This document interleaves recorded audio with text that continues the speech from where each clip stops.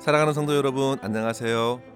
9월 21일 월요일 아침 오늘의 말씀을 찬송가 216장 성자의 귀한 몸 찬양하시면서 시작하겠습니다.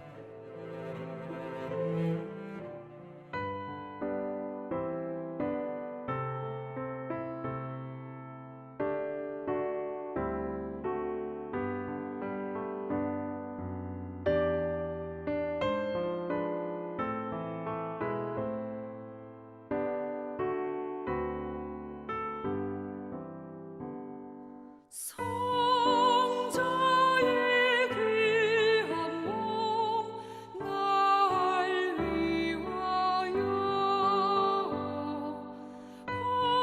버리신 그 사랑 고마워라. 내 머리 숙여서 주님께 비는 날 너무 주님께 바치리까.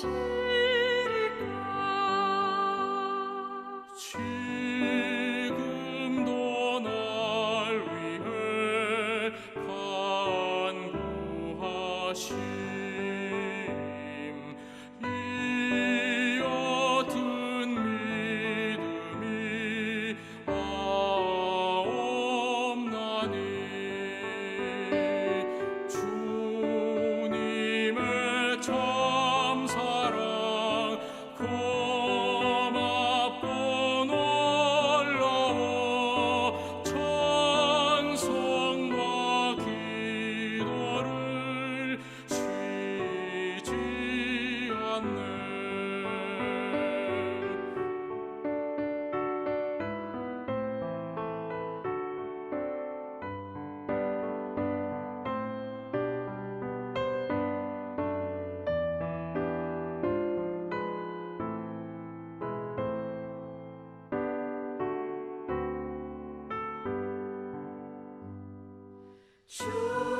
주님의 십자가 나도 지고 신실한 믿음과 마음으로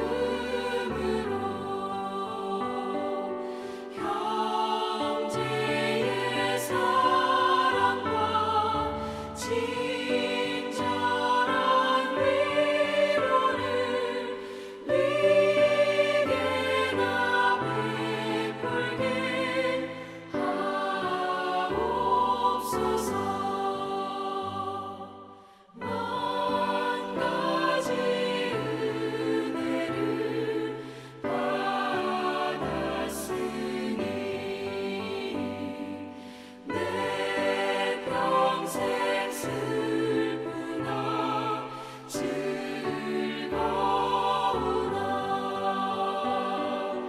이 몸을 온전히 주님께 바쳐서 주님만 위하여 늘 살겠네.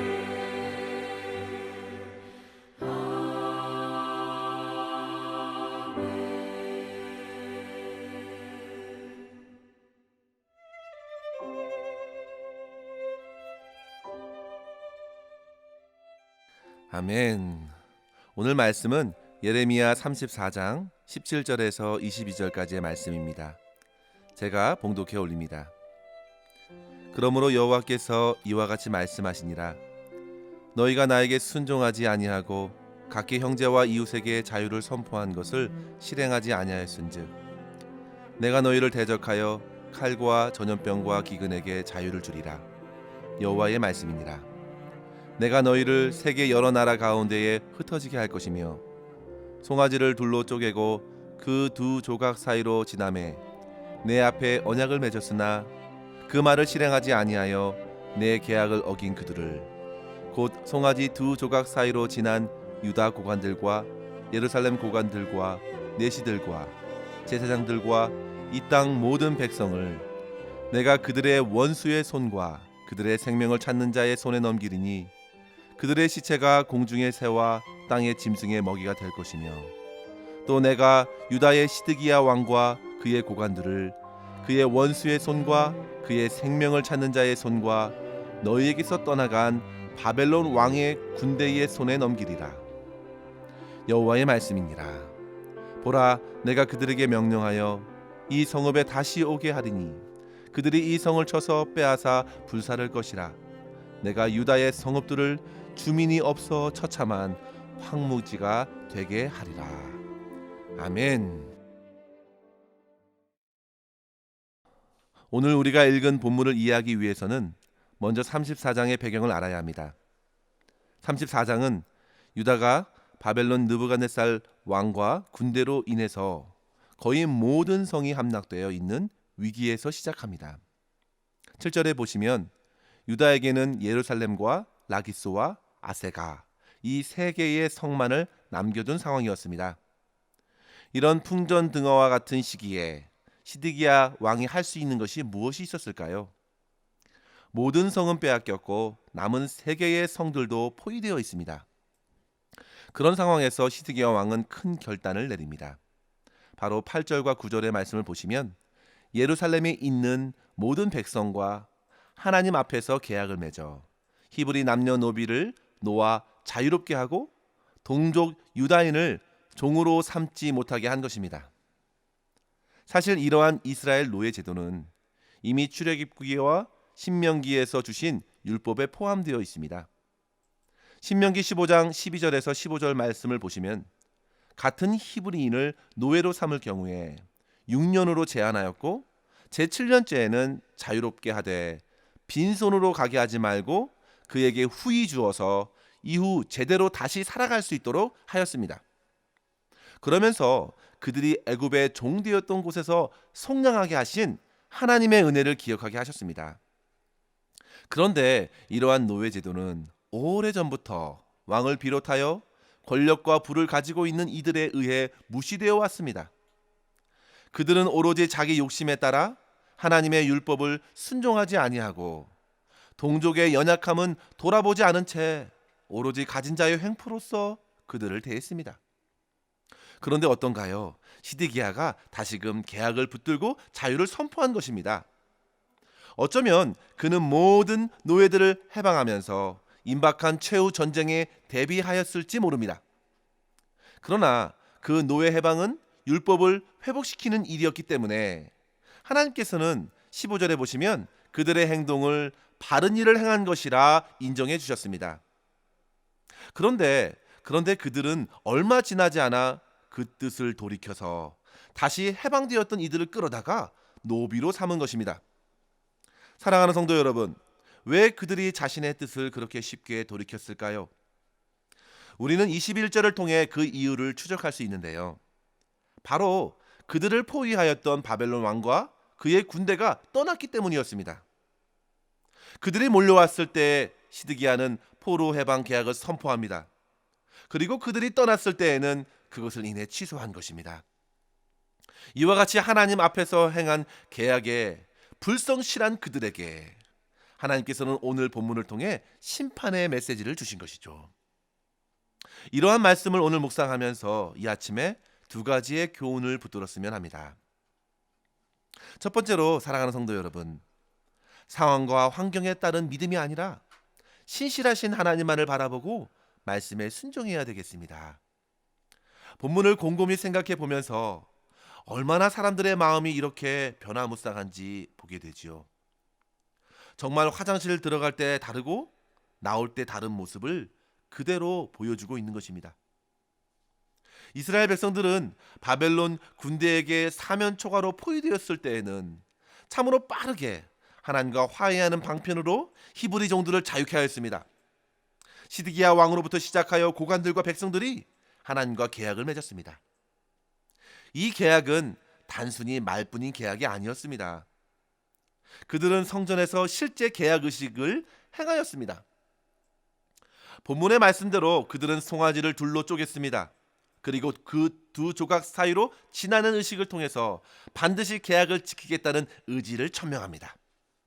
만약에 이 계약을 어길 시에는 송아지를 쪼갠 것처럼 목숨을 내놓아야 했습니다.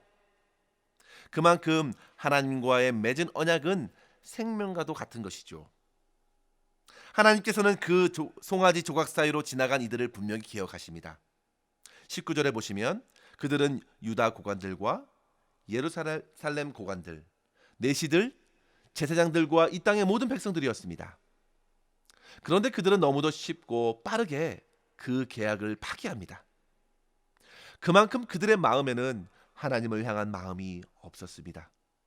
제사를 함부로 생각했습니다. 약속을 너무나도 쉽게 파기합니다. 그들은 그저 순간의 위기 상황만 모면할 수만 있다면 무엇이든지 하려는 이들이었습니다. 그리고 그 상황이 바뀌자 곧바로 그들의 믿음은 변질되었습니다. 이전에 그들의 회개와 결단은 아무런 열매도 없는 허울뿐인 의식이 되었습니다.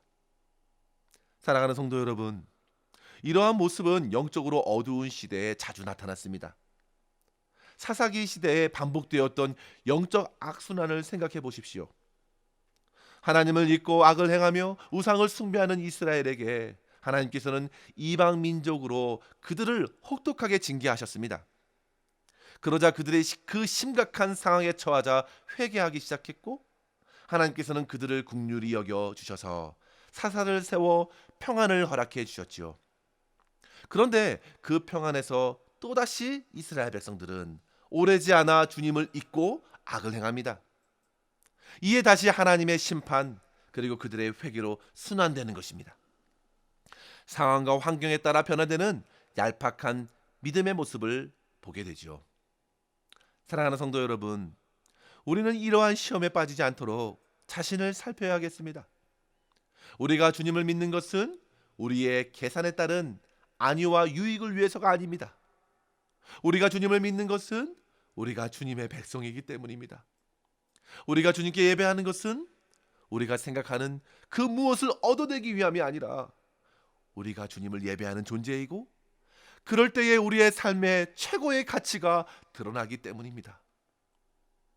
따라서 사랑하는 성도 여러분, 상황과 환경에 따라 달라지는 얄팍한 믿음이 아니라 신실하신 하나님 한 분을 굳게 의지하며 성실히 말씀에 순종하는 믿음을 사모하시고, 그러한 믿음으로써 주님을 섬길 수 있는 저와 여러분 되시기를 간절히 바랍니다. 두 번째로 성도 여러분, 우리가 헤아리는 헤아림으로 도로 우리를 헤아리시는 하나님의 정의와 공의를 생각해야 합니다. 갈라디아서 6장 7절에 보시면 스스로 속이지 말라. 하나님은 업신여김을 받지 아니하시나니 사람이 무엇으로 심든지 그대로 거두리라 말씀하셨습니다. 하나님께서는 결코 내로남불이 없습니다. 하나님께서는 정의와 공의로 다스리십니다. 그들이 종들을 자유케 하지 않자 하나님께서는 심판의 도구를 자유케 하셨습니다. 자유케 하라는 말씀을 따르지 않으니 하나님께서 자유케 하셨습니다. 바로 주님께서 그동안 꽉 붙들고 있었던 칼과 전염병, 기근을 자유롭게 하셔서 유다의 멸망을 더욱 비참하게 하셨습니다. 하나님께서는 예레미야를 통해 약 40년간 지속적으로 말씀하셨던 칼, 전염병, 기근의 심판을 지금까지 붙들고 계셨지만 결국 그들이 하나님을 무시한 결과로 그 붙드셨던 것을 놓으신 것입니다.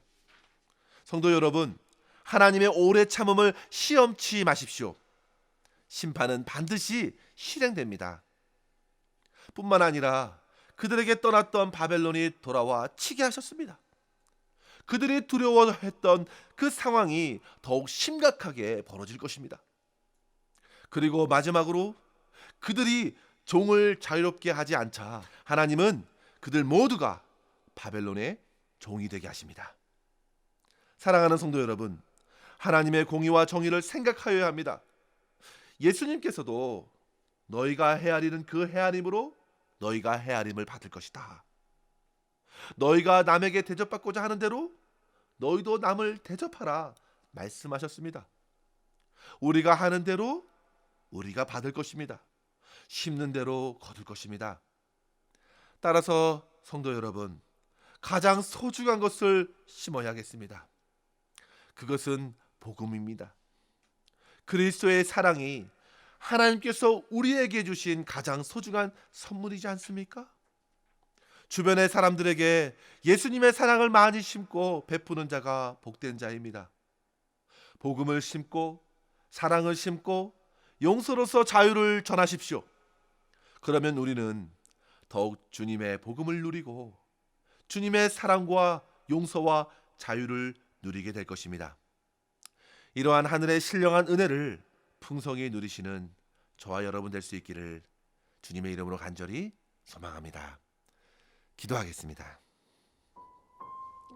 하나님 아버지, 저희들의 연약한 믿음을 불쌍히 여겨 주시옵소서. 상황과 환경에 매여 얄팍한 생각으로 하나님을 업신여기는 일이 없도록 주님을 더욱 경외하는 마음을 허락하여 주시옵소서. 주님, 신실하신 하나님의 약속만을 믿고 순전한 믿음과 겸손으로 주님을 기쁘게 따라가는 주의 제자가 될 수 있도록 인도하시고, 저희에게 이미 풍성히 내려주신 그리스도의 사랑과 공의를 기억하고 일상의 삶에서 복음을 심고 그리스도의 사랑을 심고 주님의 영광을 드러내는 삶을 살아갈 수 있도록 인도하여 주시옵소서. 오늘도 신실하신 주님만을 의지하옵고 우리 구주 예수님의 이름으로 간절히 기도하옵나이다. 아멘. 사랑하는 성도 여러분, 오늘도 주님의 사랑으로 기쁘게 섬기시고 승리하시기를 바랍니다. 감사합니다.